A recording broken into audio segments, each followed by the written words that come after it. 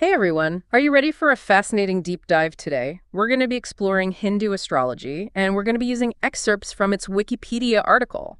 So get ready to uncover its history, like the core principles, how it's practiced today. Ever wondered if the stars affect our lives? A question that has intrigued humanity for a very, very long time. Hindu astrology, which is also known as Jyotisha, meaning light, heavenly body, it gives us this very unique perspective on the connection between us and the cosmos.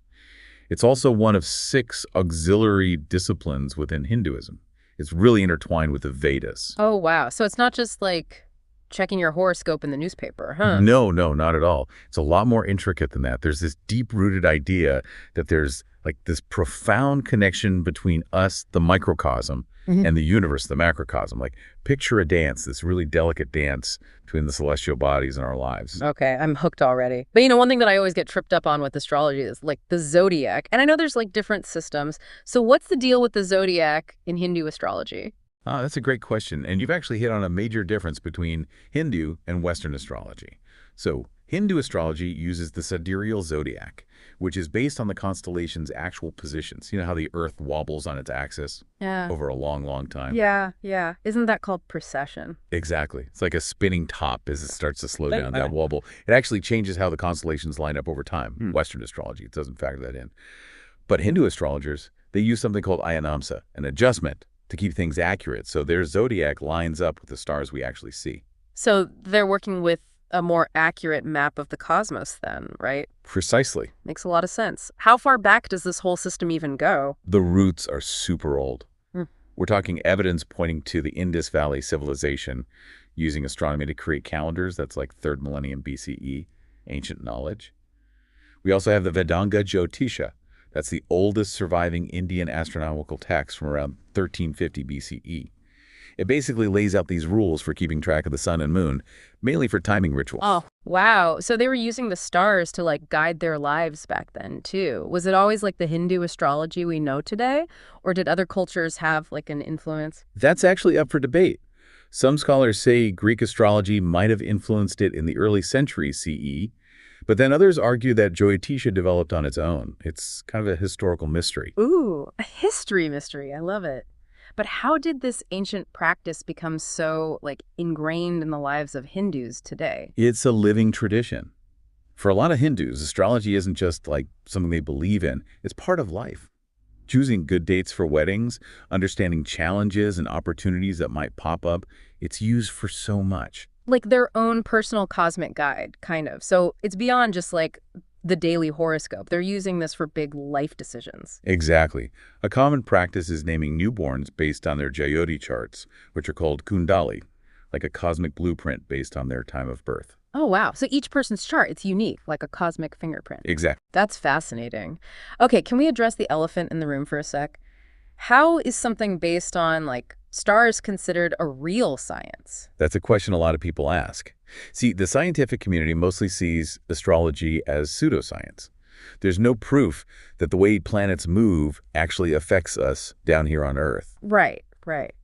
So where does that leave Hindu astrology, especially in modern India? It's a complex situation.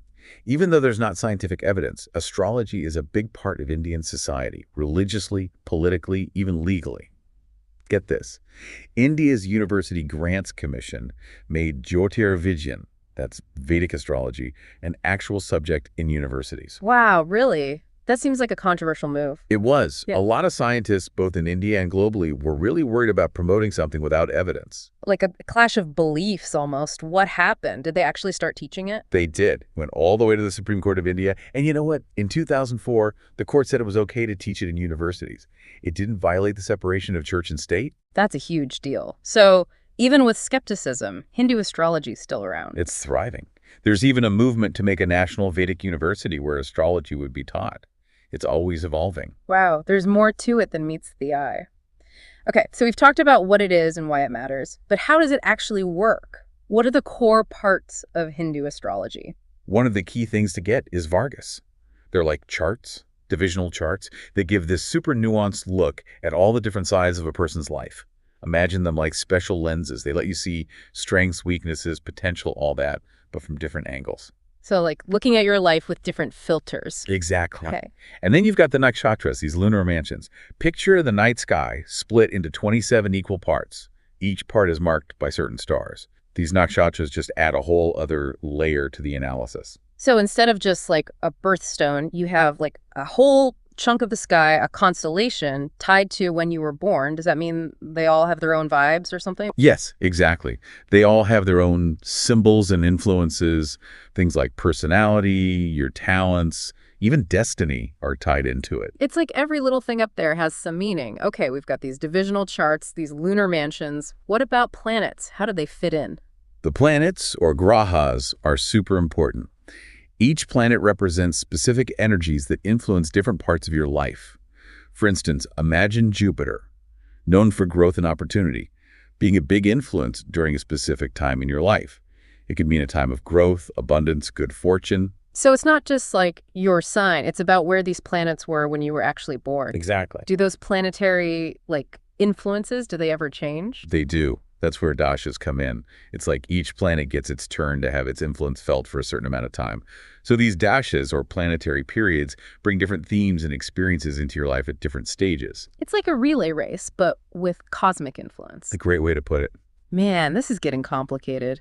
It is a complex system, and we are really just scratching the surface. Okay, we've got these planetary periods, these nakshatras, these vargas. My brain is like on overload. Yeah. How does it all actually work together? It seems like you'd need a cosmic decoder ring to figure this out. It is a lot. And that's where the expertise of a Hindu astrologer is crucial. They take all these different parts, the planets, houses, vargas, nakshatras, everything, and they weave them together to get a complete picture. It's like having all the best ingredients, but you need a really good chef to make an incredible dish, you know? So it's not just like reading your sign in the newspaper. There's a real art to it. Absolutely. Hindu astrologers, they train for years to learn this intricate system. They're not just like predicting what's going to happen. They're helping people really grasp the energies influencing their lives. It's about that self-awareness, seeing the challenges and then using that knowledge to make choices that align with your karmic path. You keep mentioning karma. It's like everywhere. But how does it actually play into Hindu astrology? It's a core concept. See, in Hindu astrology, your birth chart, it's like a reflection of your karma from your past lives. Those planetary positions at your birth, not random. They reflect the lessons you're meant to learn, challenges to overcome, opportunities for growth, all in this lifetime. So it's not like, oh, it's the stars' fault I'm having a bad day. It's more like understanding like patterns we bring with us. Yes, exactly. We have free will, but we're working with this like framework of karmic influences. And Hindu astrology, it kind of illuminates that framework for you. Okay, so we've got a roadmap, but we still get to choose our own path. That's the idea. And just like a roadmap can tell you about road closures or whatever, a Hindu astrological chart, it can show you potential obstacles or like detours. It highlights your strengths and talents too. It's all about understanding your potential and what paths might be best for you. That actually makes a lot of sense. Let's say someone wants to get their chart done. Where do they even start? Do they Google astrologer and hope for the best? Well, it's not quite that simple. Like any field, there are different levels of like expertise. I'd say look for an astrologer who really knows their stuff, someone you connect with on a personal level. So kind of like finding a therapist or even a doctor, you want someone you feel comfortable with. What actually happens in a reading? The astrologer will need some key information. Your birth date, the exact time, and the place you were born. That's how they create your unique birth chart, your kundali. It's the foundation for everything. So accuracy is important. Like showing up late to your own birth could mess things up. Yeah, for real. Even a small difference in your birth time can change the accuracy of your chart. Once they have all your birth details, they create this visual representation of where the planets were when you were born. And then they look at that chart for like clues. Precisely. They'll study the planets in the 12 houses, how they relate to each other, and those specific combinations, the yogas that we mentioned before. They also look at where the planets are right now, the transits, and how those are interacting with your birth chart. Man, this is intricate stuff. I'm starting to see how much knowledge and experience goes into this. It is nuanced. A good astrologer won't just bombard you with, like, jargon and technical terms. They'll break down the info and make it relevant to your life, your questions, what you want to achieve. So it's about guidance and clarity.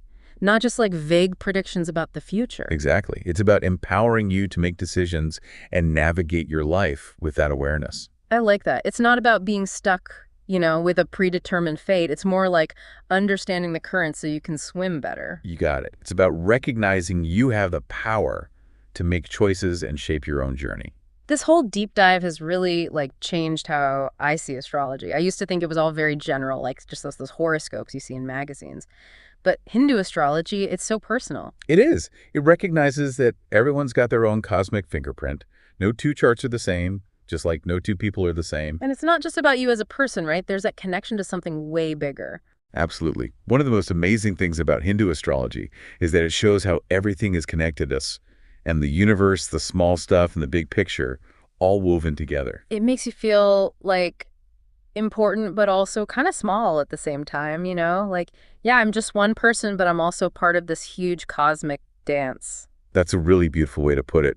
And in this dance, we've got freedom, but also responsibility. We make choices, but we're also moving within this framework of karma, those consequences from our past actions. So it's like Hindu astrology is this giant mirror. It shows us who we are, but also who we could be. I like that. It's about self-discovery and then using what you learn to navigate life with more awareness, more purpose. It's been amazing learning about all of this. We're running out of time for today's deep dive, though. We are, but hopefully this has made our listeners curious to learn more. It definitely has for me.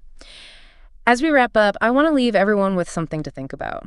We talked about how the planets influence us, about karma, how our birth charts are like a map of our soul's journey. What if it's a two-way street? What if our thoughts, intentions, even our actions, they all create these ripples that go way beyond us? Like we're not just shaping our own lives, but maybe even the universe itself, just something to ponder.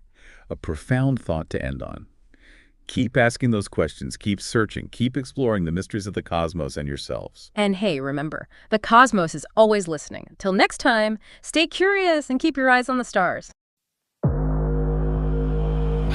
É desse jeito, é desse jeito.